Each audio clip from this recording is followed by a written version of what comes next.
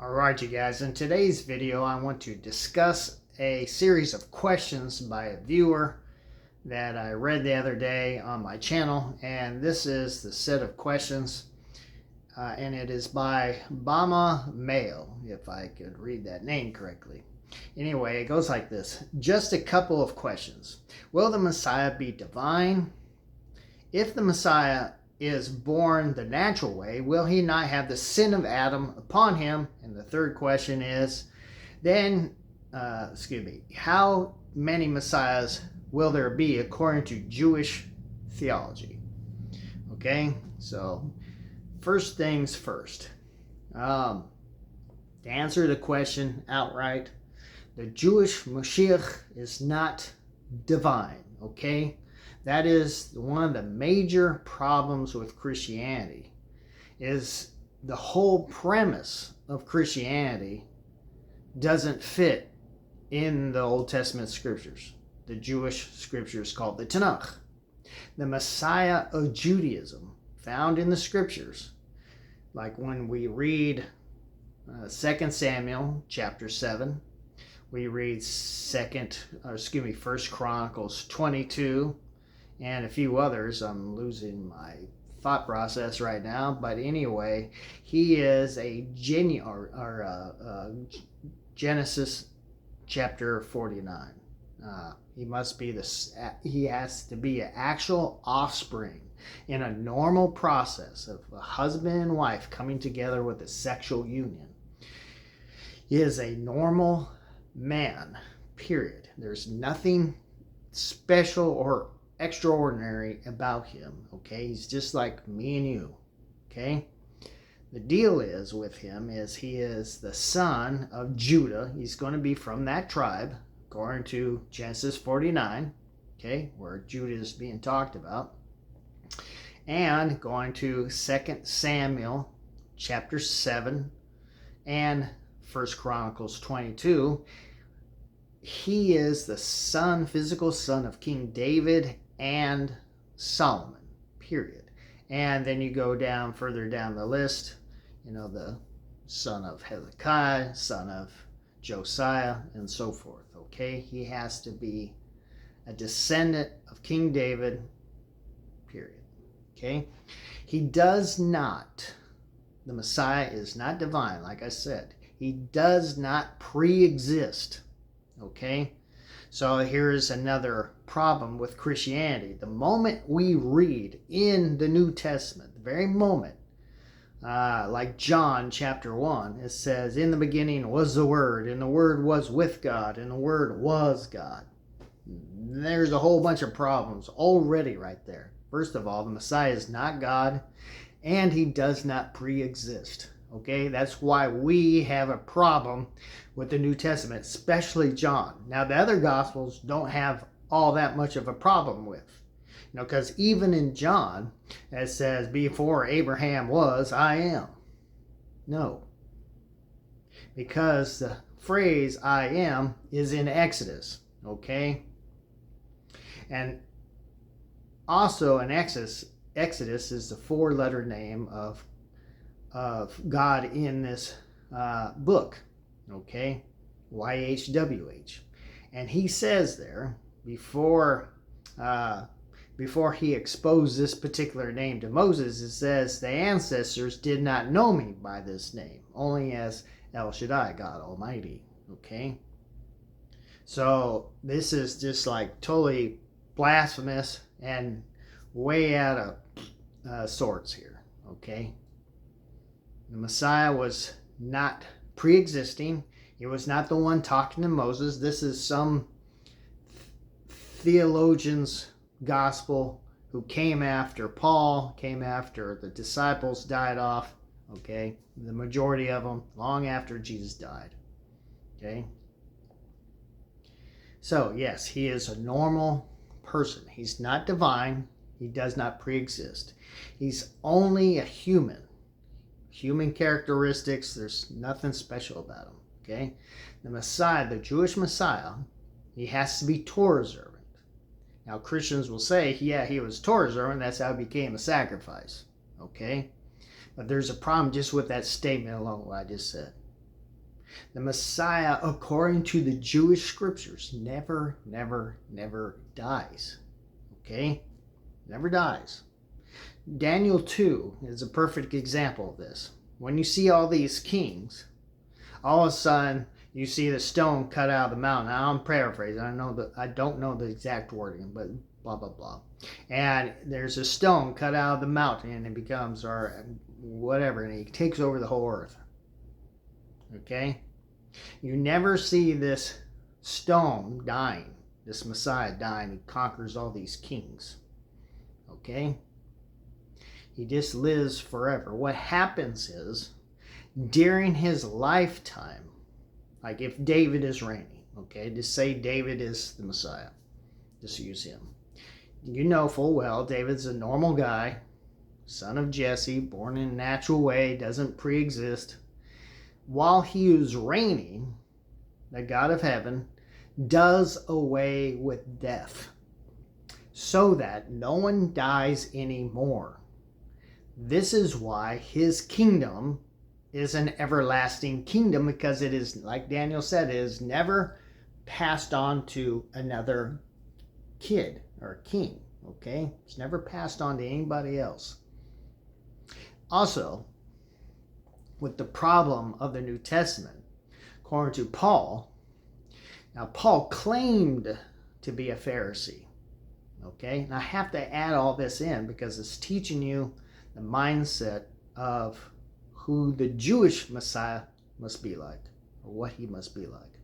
According to Paul, Paul had a wild concept, and is just totally foreign to the Jewish scriptures. Okay? Paul taught he pre-existed, and he did away with the law. Yeah, his death actually did away with that covenant or with that law. Okay? And so this is why Paul himself turned his back on Judaism. Okay? He no longer kept the Torah at all. He admits this in Philemon, I believe it's Philemon, Philippians, the Philippians chapter 3, where he even calls it dung, manure. Okay? And so this is just a foreign concept. This is why the early followers of Jesus, people like the Ebionites and others, considered Paul a heretic, because it goes against all. Now I'm not saying the Ebionites are kosher, because we don't have anything really of them themselves versus someone else writing about them. Okay? But it's totally foreign to Jewish scriptures. Jewish scriptures teach when the Mashiach, like David, when he conquers lands, he makes the Mosaic law, that is the law of God, the law of his kingdom. We see this in Daniel 17. It is commanded to read from the Torah and to enforce the Torah. Okay? And that is to enforce it upon all people, not this Noahide laws that came later. Okay? That's all nonsense. Everyone had to keep the Torah, the commandments that apply to them. That's a deep subject all by itself, but I'll touch on it just within just a few seconds or so you get your head around it. Okay? There are commandments concerning kings, homeowners, farmers, if you're a male or a female. So I only need to concern myself over the commandments that address me. Now, David, being a king, he had to address the majority of it. Now, he wasn't a woman, so he didn't have to deal with menstruation commandments. However, if you're married, you kind of have to deal with it, because you have to stay away from women during this time, during a holy day and other things. Okay? So it does have a factor, but the whole point is, so I hope you get your mind around that. Okay? So the Messiah enforces the Torah upon everyone of his kingdom, because it is the law code of his kingdom. Therefore, it is very preposterous for a guy claiming to be a Pharisee and not know this, because it's in the scriptures. Okay? That is why Christians have a big problem with Christianity, because they teach their Messiah ushered in a new covenant where the Torah was done away with. All you have to do is believe in Jesus, that he died for you, and you are saved. That's not how it works in the biblical text, and it's never been prophesied, ever. Now, some people will say, what about Jeremiah 31? Jeremiah 31 never took place yet.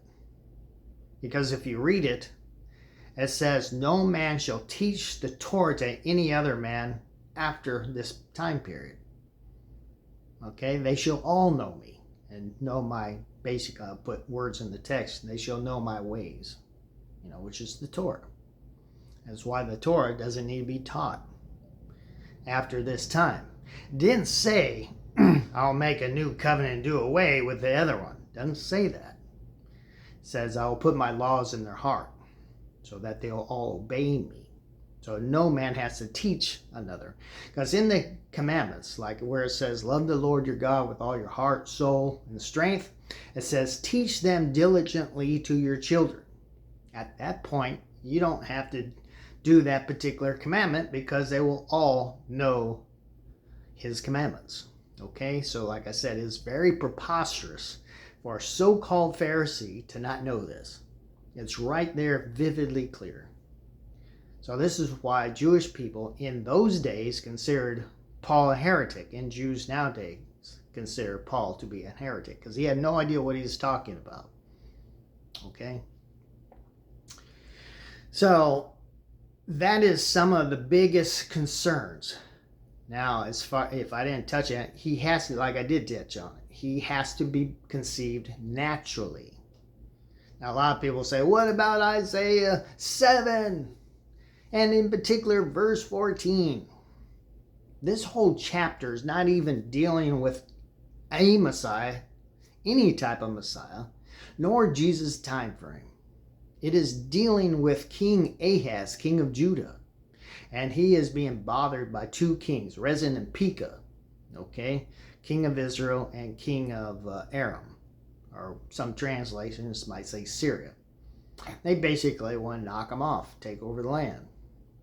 So Isaiah is told to come down to wherever Ahaz is at and tell him, look, I will be with you and with Judah. That's what Emmanuel means.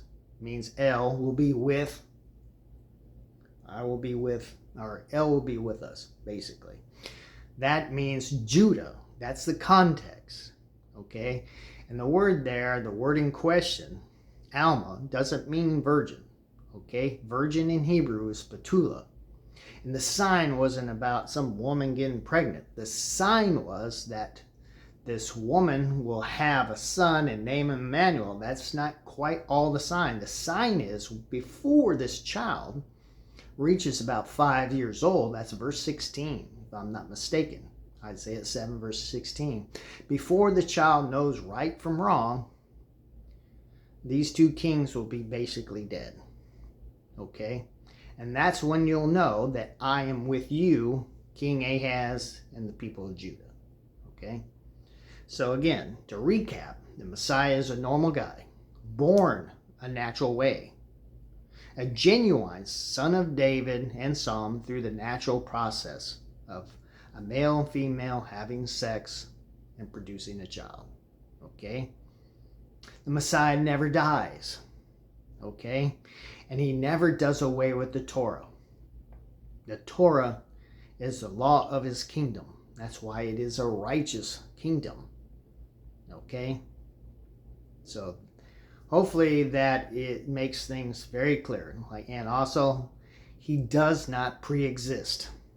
Period. He is not God in any way. The Trinity does not exist. That is totally make-believe by Christians in the Christian scriptures.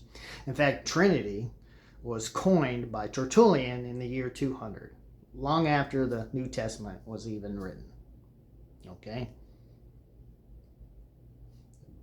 The New Testament is very, very deceptive.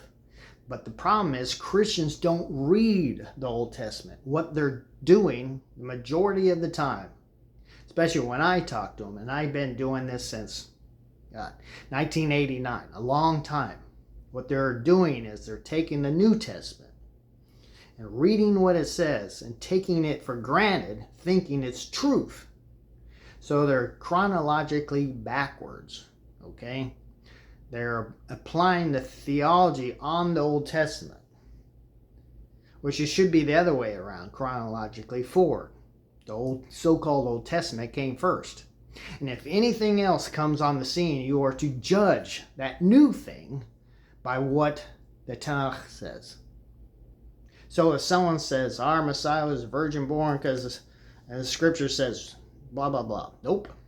It's not what our scripture says. That's false and a lie. The Messiah is doing away with the Torah. Nope. That's a lie. It's false. God sent his only begotten Son into the world. Nope. He doesn't have a son. Okay? That is why the very premises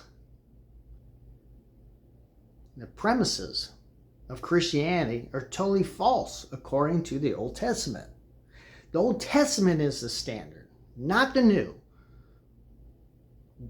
Okay? You have to judge the New Testament by what the Old Testament says.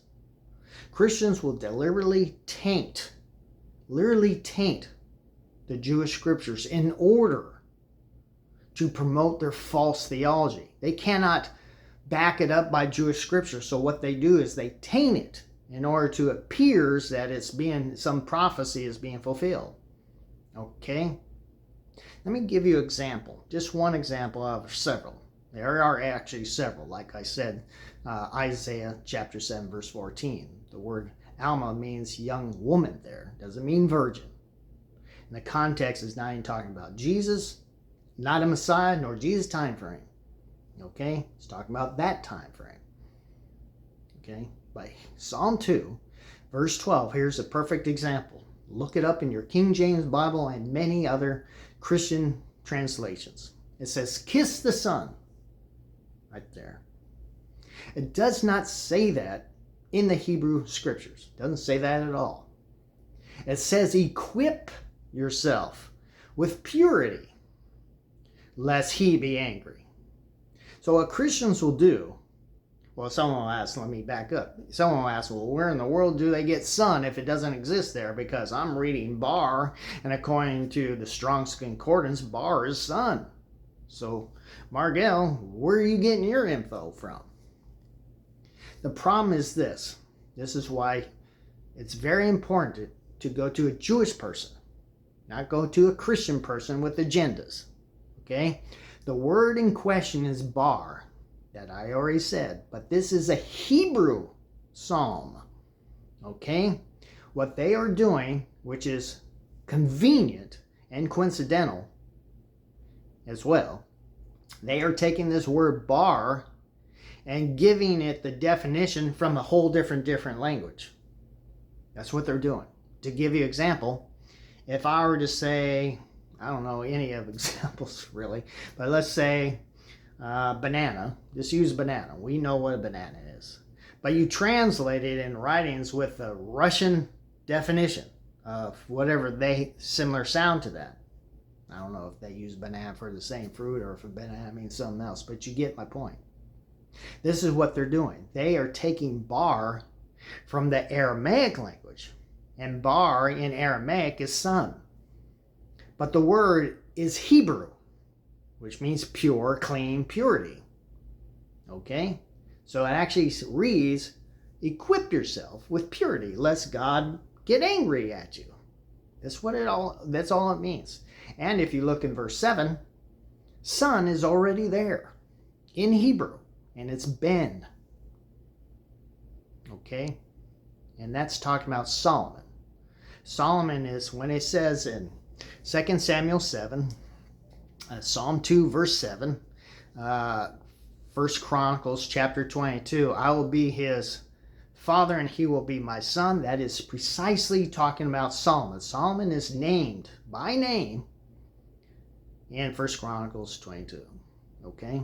But this is just giving you a tidbit of how Christians taint our scriptures in order to promote their false doctrine, because they wouldn't be able to do it without the tainting. Isaiah 53 is a perfect example. This has nothing to do with the crucifixion, nothing with the Messiah, none of that. Like in verse 8, it says, see if I could, what does it say? Due to our, I'm paraphrasing because I don't remember. It says, due to the transgression of our people, in their translations, it says, he was stricken. That word he there is not a singular word. It doesn't say he. It says in Hebrew, lamo. It's a plural word, meaning they.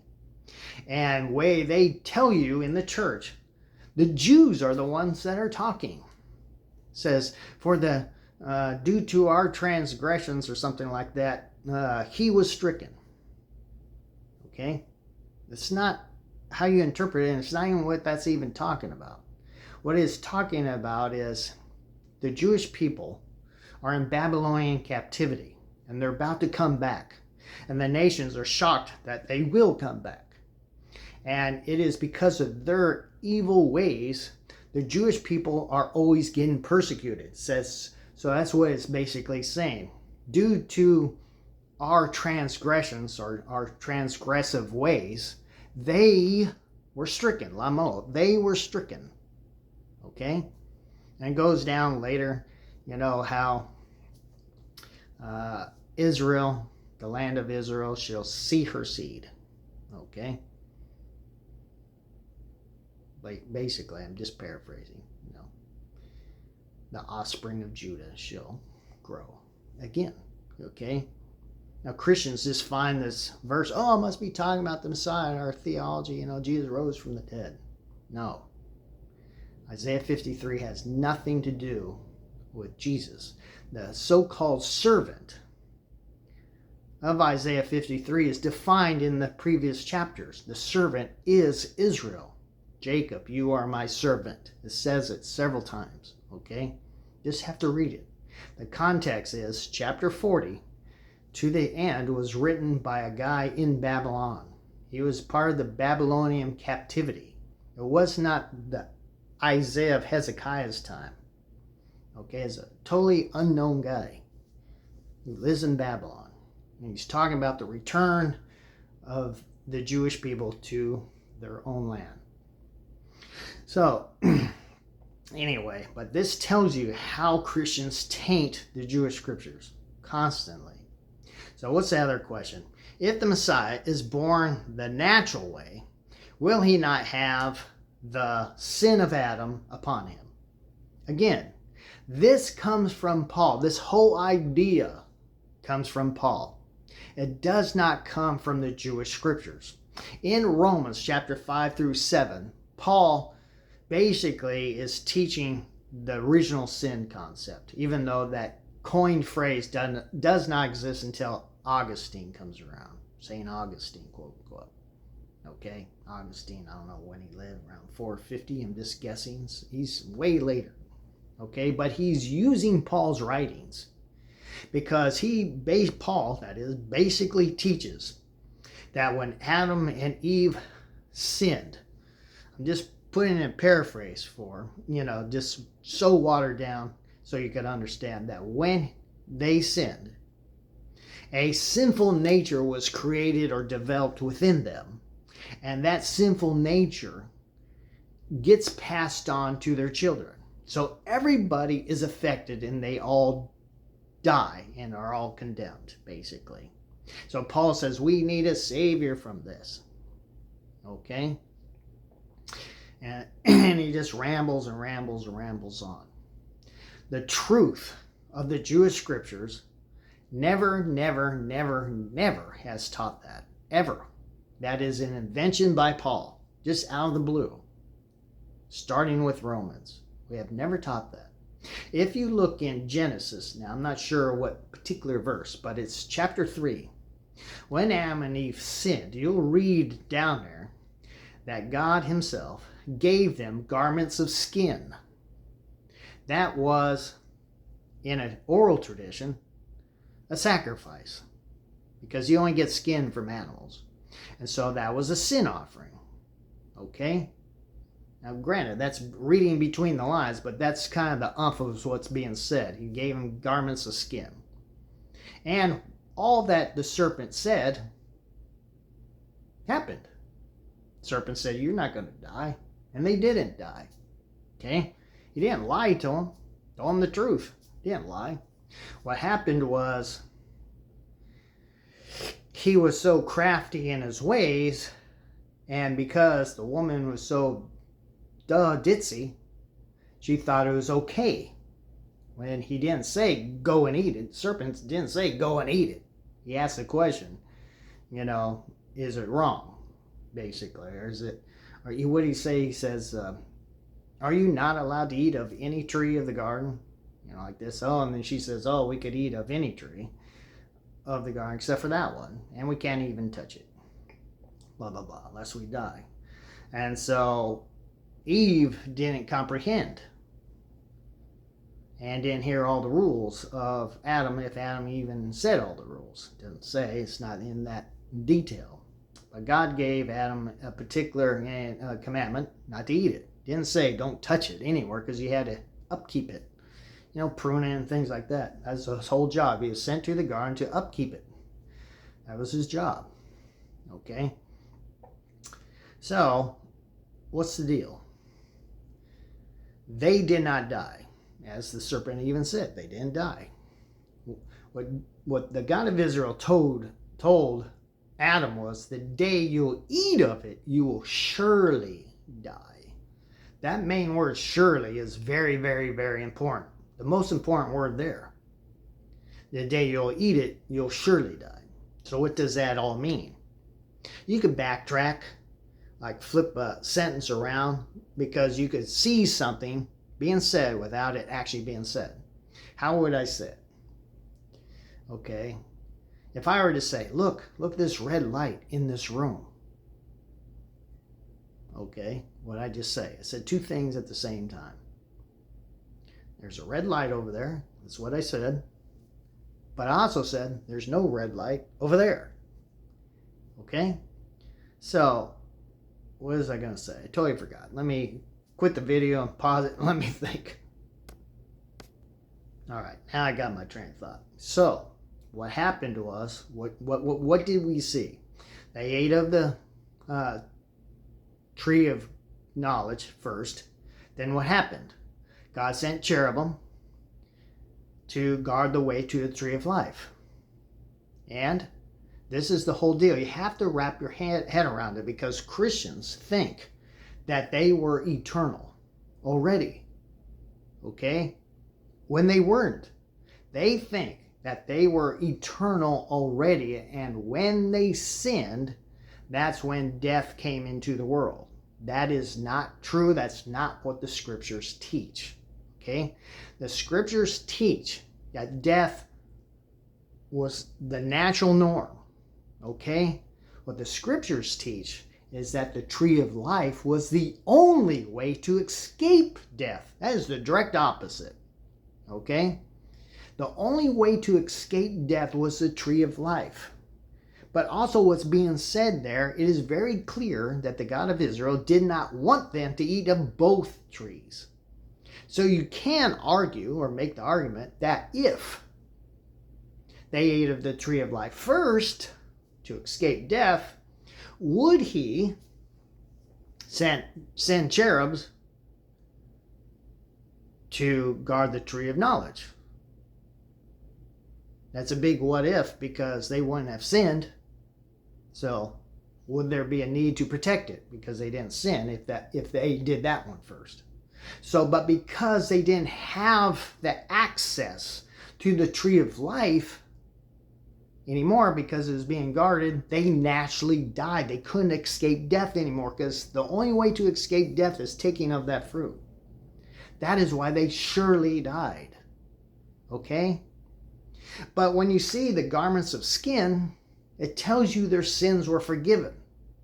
Now, listen very carefully. Just because their sins were forgiven, they still paid the penalty for that transgression. They had a lot of problems. They were banned from the garden. Okay, they couldn't access the tree of life, so now they naturally died. As you can see, they didn't die that day, like the serpent said, you won't die. Give me a break. And so they died so many years later, at least 800 years later, because the first kids were when Adam was 130, at least 130. Okay, Seth was born when Adam was 130. Well, that's the third son. We don't know when Abel and Cain were born. Now, well, they were, so I'll just use that. So he was at least, I can't say at least, so we'll just not even put that in there. But he had many years to go, because Abel and Cain were before Seth, and Seth was born when Adam was 130. Okay? So he didn't die for a long old time.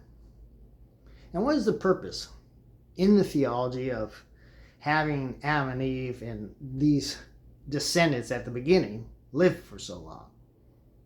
What's the kind of thought process? And why did it go down? Did it go down because of sin? No. The concept is it went down, or it stayed high. Let me just rephrase it. They lived a long time so that they could populate. Because what was the very first commandment in the whole entire Bible? The very first commandment is to have sex. Be fruitful and multiply. So if you just like have a son and daughter, that's it, and then Adam and Eve dies, you're not multiplying. It's just back to square one. There's just two people. So he wanted multiplication. So he had to live for a long time. And so when the population increased, the age decreased. That's the teaching. Okay?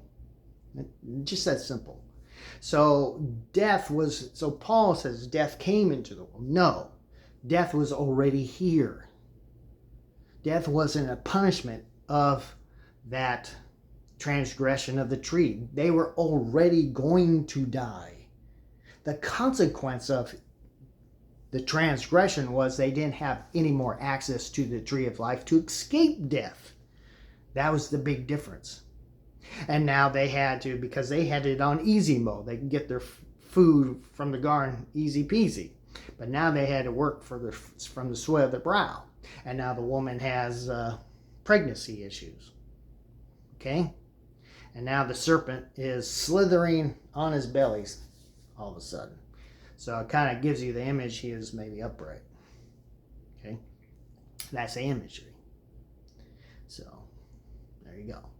So, yes. So going back to the question, I'll read it again. If the Messiah is born the natural way, will he not have the sin of Adam? That whole question is shut down, because that is according to the New Testament, according to Paul's theology. Therefore, the whole premise is wrong. Okay? People are born basically neutral. They're not good, they're not evil, they're not righteous, they're not wicked. They're neutral. You have to learn to be righteous. And you also have to learn to be evil. Okay? Path of least resistance is a different story. Kids will do stuff because they don't know rules yet. So they just go on the path of least resistance. They get what they want.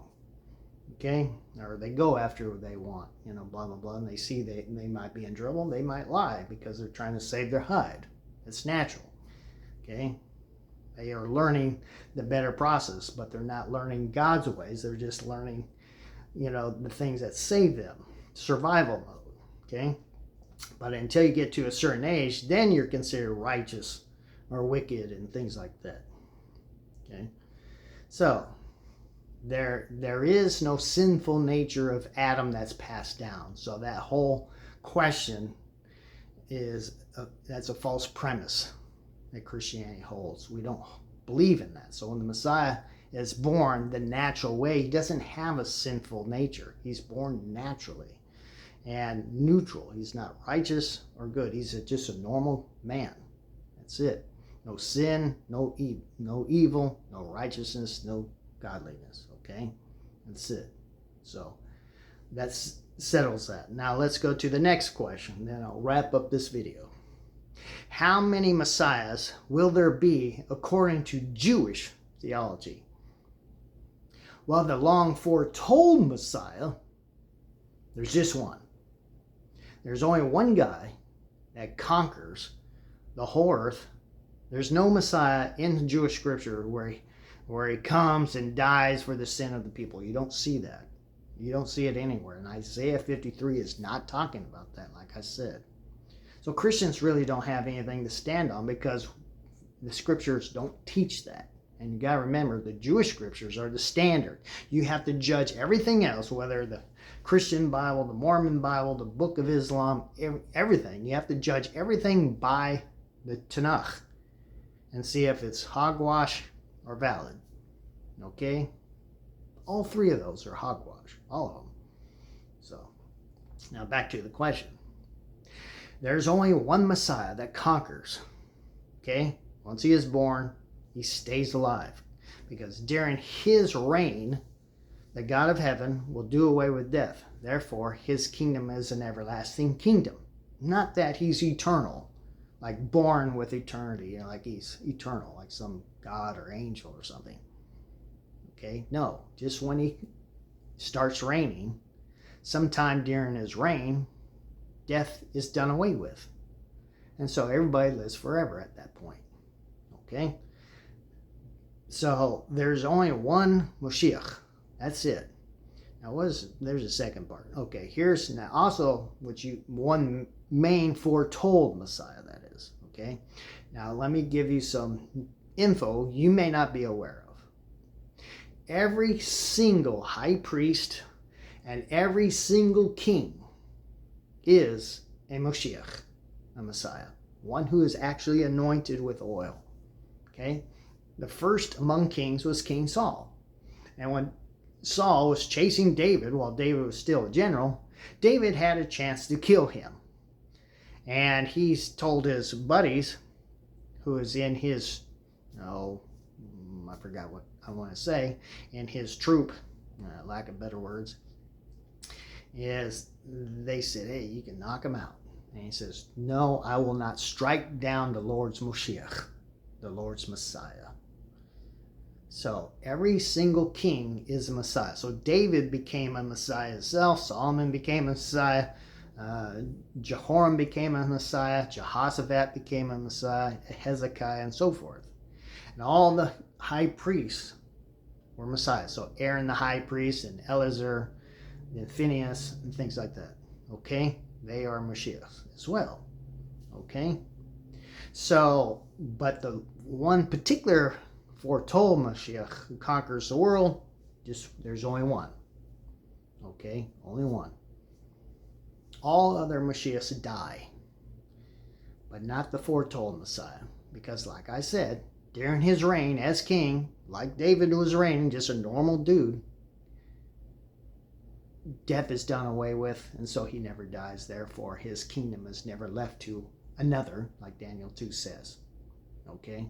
That is it in a nutshell. So I hope this video helps. Now, please hit the like button and the subscribe button, because that really helps this channel out, and I really want you to grow in your knowledge of the biblical scriptures. You have to be careful when reading the New Testament, because there's so many false doctrines in there being pushed. And Christians are, like I said, chronologically backwards. They will take these doctrines and throw it on the Old Testament. See, this is what it's talking about, when they just take the doctrine without even reading where it's coming from. Like Isaiah 7 verse 14. Behold, a virgin shall conceive and give birth to a son and call his name Emmanuel. Oh, God with us. So what do they get out of that? Their Messiah is born of a virgin and that he's God and he just became flesh. That's how they view that. It's not what it says. Nothing of the sort what it says. Nothing. Okay? So just please be careful. I love you guys.